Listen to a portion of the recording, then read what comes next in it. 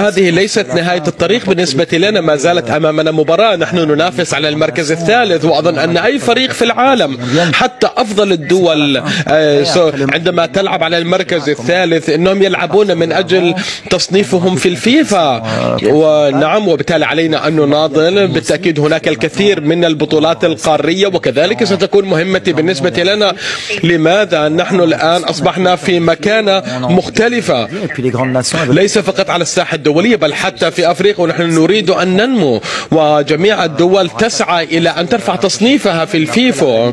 الآن عندنا 4 سنوات لنفكر وندبر أمورنا فيما يتعلق بكأس العالم القادم، ولكن أمامنا الآن البطولات القارية، وسنحاول أن نحتل مرتبة أفضل فريق في أفريقيا. المغرب قدمنا كل ما عندنا ولا لقد أعطينا، نحن لا نندم على أي شيء، لقد بذلنا قصارى جهودنا، أتينا إلى هذه البطولة في أمل أن نفوز بها، ولكن علينا أن نواصل كل هذه وأن نستمر ونخوض كل هذه المراحل والأدوار من أجل المغرب، من أجل أفريقيا. وكنا نقترب أقرب فأقرب فأقرب، وإن حصلنا على المرتبة الثالثة ستكون هدفنا